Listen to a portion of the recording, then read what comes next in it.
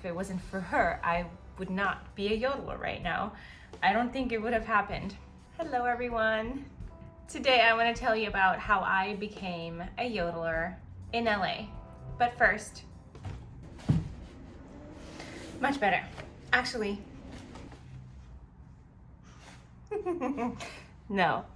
I'm gonna actually take this back off. This is the wig that I used to wear when I had my hair all the way shaved. I had a buzz cut and I still wanted to look the typical German way. I wish I had this much hair, but this is not my hair. So today I'm gonna tell you how I became a yodeler in LA.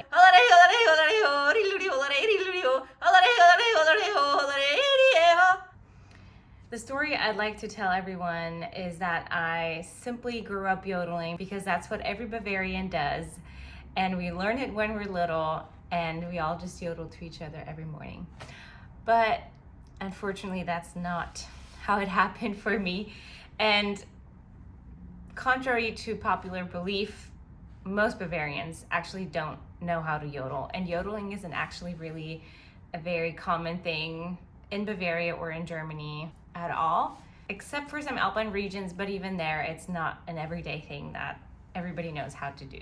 I never planned on becoming a yodeler, and actually, if someone would have told me that I would become a yodeler after moving to LA, I might have never moved here.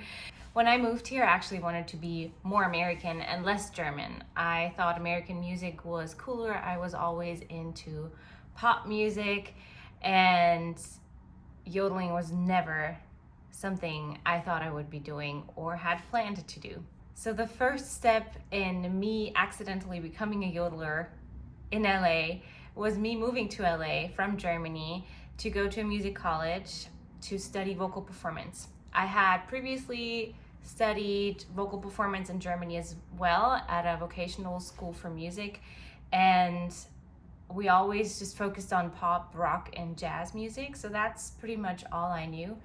And when I applied to the school here, we had a lot of different classes, from jazz to rock to, I think we had contemporary pop music, and then we also had classes like R&B, but also country and blues for a quarter.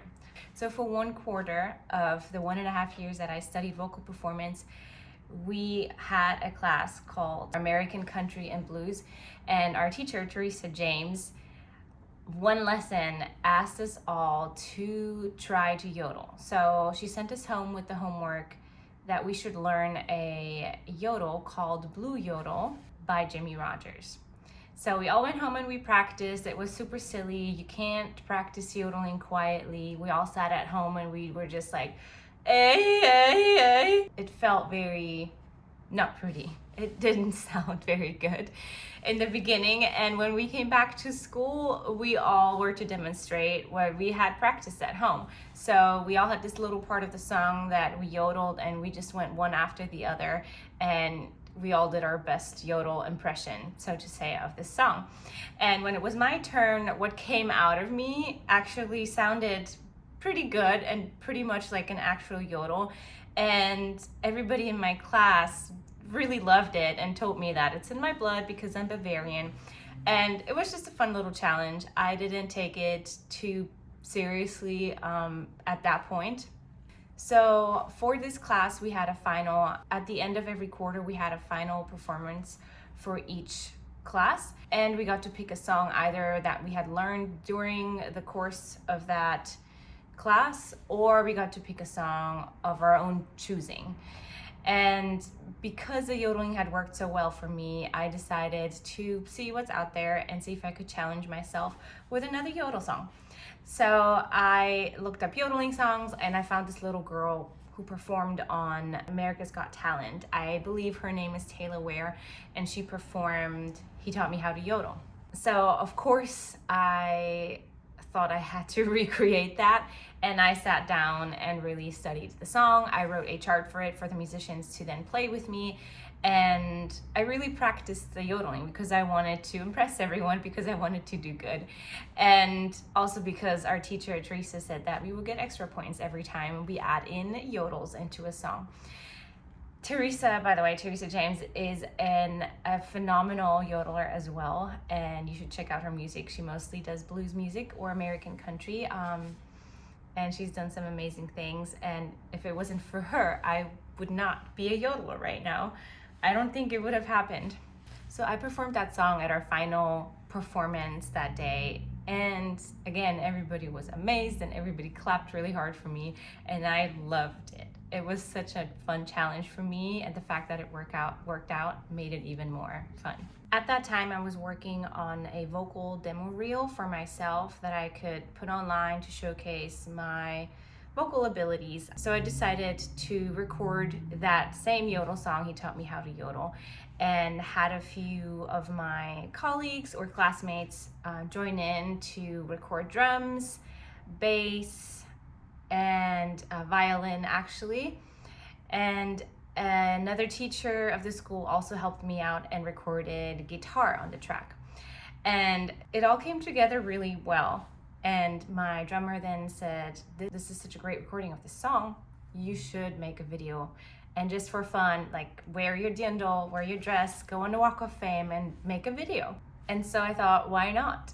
So I asked yet another friend who also went to school with us, who's also a photographer and videographer, to help me do this video. And it was really just him doing the whole video and me performing. I'm gonna show you a few clips. It was really awkward. I was on the Walk of Fame, and then we went into the Los Angeles forest mountains a little bit to make it look like Switzerland. He did a really great job at writing the script for this whole video, and the video was out, and it did a lot better than I had anticipated, because there aren't that many covers out of the song. I guess there aren't that many yodelers, which at the time I didn't know. All of that was completely for fun and just to put something online. We called it a student project. I didn't think any more of that. So then after I was done with studying here and with school, I did not want to go back to Germany, so I had to figure out how to get a visa. And part of getting an artist visa is having things published about you. So I asked different newspapers back home in Germany if they could write something about me.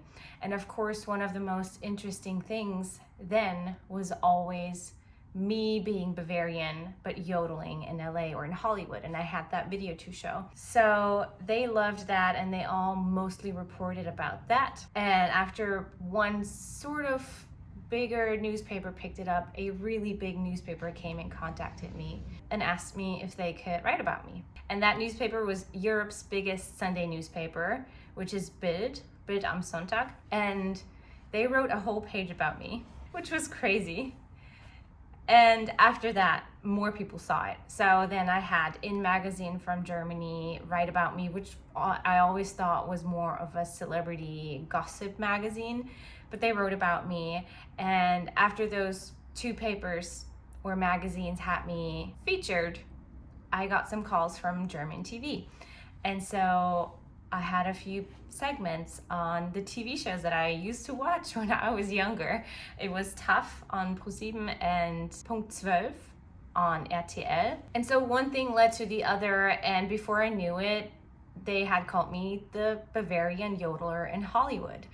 And I was like, okay, I guess this is my thing now. And then one day I was called for an audition because they were looking for a yodeler. I did not get the part. They picked a young girl. A lot of times when they're looking for a yodeler somewhere, they find me and they ask me to either audition or they ask me to send in clips so they can consider me for the job. And so I had went to that audition, and at the audition I met another German guy who then tells me that he has a German polka band and he travels for work sometimes, so he cannot always do his own gigs. And so we exchanged information, and he told me that I would be subbing for him when he can't do the jobs for his own band. That's how I started performing with polka bands And from there, it all just stayed my thing. I was the yodeler now. And even though there were other polka bands in town, there wasn't really anyone that I knew of that really yodeled. So I was always the only German yodeler who really made that her thing. And for a long time, I started to become annoyed because I did not want that to be the thing that defined me. I came here to be a singer. I wanted to be a great vocalist, and I didn't want my whole thing to be this silly yodeling thing that everybody knew me for, and that would be the only thing that people would call me for. And so I sort of rejected that in the beginning, but I came to really appreciate it and understand that not only did it help me get a visa as a yodeler, it also helped me get a lot of work and money, and it helped get my name out there, because even when I'm doing a job as a yodeler, people still then know me and they know, okay, she's also a singer. She can sing in German, she can sing in English. And I'm now very grateful for this niche, even though it's not the only thing that I want to do. And I really like singing and I like challenging myself in different ways, but yodeling is such a fun thing to do, especially when you challenge yourself with new songs or going faster and faster and faster with a yodel, and just seeing people's faces when I'm yodeling. It's so new to them, and a lot of them haven't heard it in person before, that they're always excited about it. It just brings good mood to the people. So now this is my niche, or one of my niches, and it's what I'm known for. I'm the Bavarian yodeler in Hollywood, and I have done TV shows in Germany, but I've done TV shows here, like game shows, Game of Talents I did, where I was just one of the talents, not a contestant. I did the Gong Show, where I was gonged by Maya Rudolph. Megan Fox said she really liked me, so did Andy Samberg. I got to write a song for the soundtrack of a movie with Christina Applegate, and I got to do a voiceover for a Nickelodeon show. I have some other things coming, and also after a few years of singing and yodeling with other polka bands, I decided to found my own polka band, which is an all-women polka band. And we play German songs, English songs, and we do a lot of the Oktoberfests.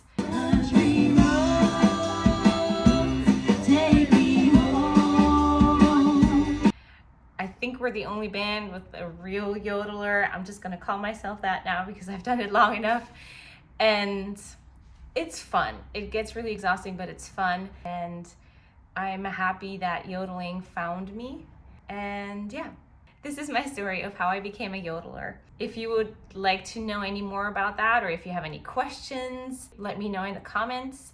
Let me know what you think about yodeling. Do you like yodeling? I will also be making another video with the #1 tip or advice that I can give you if you want to learn how to yodel, the #1 skill that you need to master in order to do so. If you love yodeling and you want to hear more, then please go to my band's website and see if you can see us live somewhere, or just follow us on Instagram. And I would love to see you again in the next video. Yodeler, yodeler, yodeler.